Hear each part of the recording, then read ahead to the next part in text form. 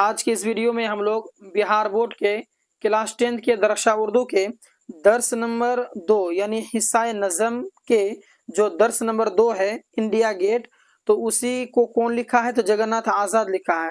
तो India gate और जगन्नाथ आज़ाद से रिलेटेड जितने भी क्वेश्चंस बनेंगे तो आज की इस वीडियो में हल किया जाएगा, और चाहे लॉन्ग क्वेश्चन हो चाहे शॉर्ट क्वेश्चन हो, हर एक चीज मैं आपको कराऊंगा। इसीलिए वीडियो को शुरू से लेकर के आखिर तक जरूर देखें, और वीडियो पसंद आए तो वीडियो को लाइक जरूर करेंगे, चैनल को सब्सक्राइब करेंगे। चलिए वीडियो को शुरू कर देते हैं।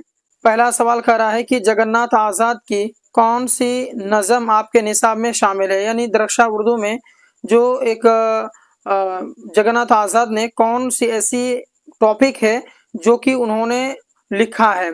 तो मैं आपको बता दूं कि इसका जो ऑप्शन नंबर बा है वो बिल्कुल राइट हो जाएगा, यानी इंडिया गेट। यानी इंडिया गेट जो है वो जगन्नाथ आज़ाद ने लिखा है, तो इसका ऑप्शन नंबर बा बिल्कुल राइट हो जाएगा। अगला प्रश्न आपके सामने में कि जगन्नाथ आज़ाद की पैदाइश कब हुई है। तो दोस्तों जगन्नाथ आज़ाद की जो पैदाइश हुई है वो 1918 ईस्वी में हुई है, तो इसका ऑप्शन नंबर बा बिल्कुल राइट हो जाएगा, यानी 1918। अगला प्रश्न आपके सामने में कि जगन्नाथ आज़ाद के वालिद का नाम क्या है। तो जगन्नाथ आज़ाद के जो वालिद हैं दोस्तों उसका नाम आपका तलूक चंद महरूम है। कौन हो जाएगा? तलूक चंद महरूम। इसका ऑप्शन नंबर अलिफ बिल्कुल राइट हो जाएगा। अगला प्रश्न आपके सामने में कि इंडिया गेट कहाँ वाक़ है, कहाँ पर स्थित है। तो दोस्तों इंडिया गेट आपका स्थित कहाँ पर है, मैं आपको बता दूं कि ये आपका दिल्ली में स्थित है। इसका ऑप्शन नंबर जो है जिम बिल्कुल राइट हो जाएगा।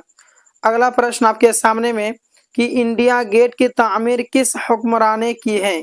तो इंडिया गेट की तामीर आपको पता होना चाहिए, ये बहुत ही आसान प्रश्न है कि इंडिया गेट जो है वो अंग्रेजों ने बनाया है, ठीक है। तो इसका ऑप्शन नंबर जी बिल्कुल राइट हो जाएगा। अब हम लोग मुख्तसर तरीन क्वेश्चन पढ़ेंगे, और जो ऊपर जो बयान किया गया है सवाल उसी को मैं बार बार दोहराऊंगा। भी 2-3 प्रश्न दोहराऊंगा, आप उसे याद कर लेंगे कि जगन्नाथ आज़ाद कब पैदा हुए। तो आपको बता दूं कि 1918 में पैदा हुए हैं ना। और जगन्नाथ आज़ाद के वालिद का नाम क्या है, तो जैसे आपको बताया गया कि जगन्नाथ आज़ाद के वालिद का नाम तलूक चंद महरूम है। उसके बाद में क्या बताया गया कि इंडिया गेट कहाँ वाक़ है, तो इंडिया गेट दिल्ली में वाक़ है। उसके बाद इंडिया गेट की तामीर किस हुक्मरान ने की है, तो इंडिया गेट की तामीर जो है अंग्रेज हुक्मरानों ने की है। उस समय अंग्रेज का हुकूमत था। चलिए अब हम लोग थोड़ा सा लॉन्ग क्वेश्चंस पढ़ते हैं। अब आप लोग कहेंगे कि लॉन्ग क्वेश्चंस पढ़ने से क्या फायदा है। तो देखिए दोस्तों लॉन्ग क्वेश्चंस बहुत ही इंपॉर्टेंट है, और ये आपको पता भी होना चाहिए। क्यों पता होना चाहिए? क्योंकि एग्जाम में जो है यही लॉन्ग क्वेश्चंस में से छांट करके जो कि ऑब्जेक्टिव के रूप में भी पूछ देते हैं, है ना। तो आपको हर एक चीज पता होनी चाहिए, आप जो है कि विस्तार से पढ़ें, विस्तार से समझें।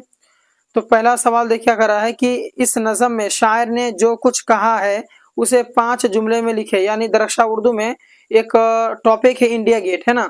तो उस टॉपिक में इंडिया गेट में वो एक शायर है, तो जगन्नाथ आज़ाद ने उस शायर में इंडिया गेट के बारे में क्या बात कही है, कौन कौन से ऐसी बातें हैं इंडिया गेट के बारे में वो कही है, तो उसको आपको लिखना है। तो देखिए दोस्तों इस नज़म में यानी इंडिया गेट में शायर ने ये कहना चाहते हैं, यानी जो जगन्नाथ आज़ाद हैं वो ये कहना चाहते हैं कि दिल्ली में मौजूद इंडिया गेट अगर एक तरफ हिंदुस्तान के आज़मत रफ्ता की अलामत है, हिंदुस्तान की आज़मत रफ्ता की अलामत का मतलब होता है कि गौरव का एक चिन्ह है कि नहीं, तो दूसरी तरफ हमें यह इंडिया गेट हमारे गैरत को भी बेदार करता है कि हमें अपनी आज़मत हासिल करने के लिए गैरों का मोहताज होना पड़ता है। यानी इंडिया गेट दरअसल अंग्रेजों की गुलामी की अलामत है। सही बात है, क्योंकि इंडिया गेट को हम लोगों ने तो बनाया नहीं है, वो अंग्रेजों ने बनाया है। तो अंग्रेजों का एक क्या है, अलामत, उसका चिन्ह है ना। तो एक तरीके से शर्मिंदगी वाला बात है, क्योंकि उस समय हम लोग ये थे, मतलब गुलाम थे, है ना। एक तरफ से हम लोग उसमें गर्व भी करते हैं कि भैया इंडिया गेट बहुत ही फेमस जगह है, उसको बोल के हम लोग क्या करते हैं, गर्व भी करते हैं। और एक तरह से हम लोग जो है कि उस समय सर भी हम लोग का झुक जाता है कि उस समय में हम लोग से बनवाया गया था, मजदूर हम ही लोग थे, हमारे बाप दादा थे उस समय, मतलब कि गुलाम थे उस समय। और उसी गुलामी के दौर की हमें याद दिलाता है जिसके तामीर अंग्रेजों ने हमारे ही खून पसीनों की कमाई से किया है ना। क्योंकि उससे हम लोग गुलाम थे, हम लोग का जो पैसा होता था, जो हम लोग जो उस समय मतलब हमारे बाप दादा जो समय कमाई करते थे उसका हक पूरी तरह से नहीं देता था। तो हम लोग का जो खून पसीना से जो है कि वो बनाया गया है।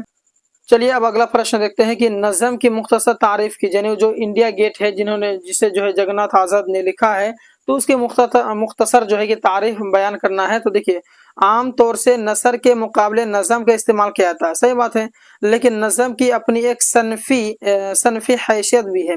यानी उर्दू शायरी में नज़म अलग से एक सनफ भी है, जिसमें किसी खास मौजू पर मुसलसल है ना ख्यालात पेश किए जाते हैं। नज़म के तमाम अशार ख्याल के लिहाज से आपस में बोझ होते हैं, चुनांचे नज़म के बीच से अगर किसी शेर को निकाल दिया जाए तो नज़म के ख्यालात का सिलसिला टूट जाता है, खराब हो जाता है ना।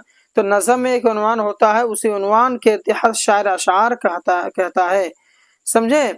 चलिए, अब अगला हम लोग पढ़ लेते हैं जगन्नाथ आज़ाद के मुख्तसर हालात के बारे में। तो देखिए, जगन्नाथ आज़ाद जो हैं एक शायर हैं और इन दिनों हैसियतों में उनकी अहमियत मुसल्लम मानी जाती है।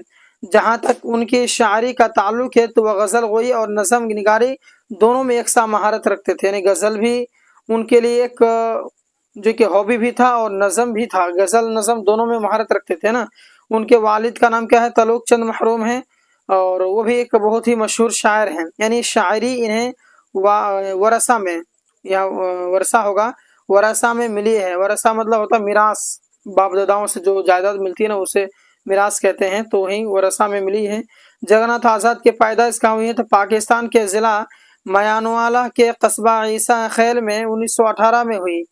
इब्तदाई तालीम उन्होंने अपने घर पर अपने वालिद से हासिल की, जो एक साल में टीचर थे, एक स्कूल में टीचर थे। आज़ादी के बाद है ना 1947 ईस्वी में वह दिल्ली आ गए और यही 2004 में उनका इंतकाल हो गया। लेकिन वो असल के कहाँ के रहने वाले थे? तो पाकिस्तान के। आज़ादी में वो यहाँ आ गया था, है ना। अब यहाँ देखिए, इसमें ज़मीर की तारीफ कीजिए। इसमें ज़मीर किसे कहते हैं? तो देखिए, इसमें ज़मीर के बारे में आपको पता होनी चाहिए। सभी जो कि उर्दू कवायद में आते हैं, उर्दू ग्रामर में आते हैं। तो इसमें ज़मीर उस इसम को कहते हैं, है ना, जो इसम के बदले में इस्तेमाल किया जाता है, जो इसम के बदले में आता हो, है ना। जैसे कि मैं, वह, है ना, जैसे मैं हो गया, वह आ गया और हो गया मतलब तुम हो गया, है ना, वगैरह। इसका इस्तेमाल नामों के तकरार से बचने के लिए किया जाता है ना। इसमें ज़मीर के इस्तेमाल के लिहाज से इसके 3 किस्म है। एक होता है ज़मीर गायब, ज़मीर हाजिर और एक होता है ज़मीर मुतकल्लिम। यानी ज़मीर गायब का मतलब यानी कि वह और वह लोग। यानी ज़मीर गायब का मतलब होता है जिसका मतलब जो मौजूद ना हो, उस जगह में मौजूद ना हो।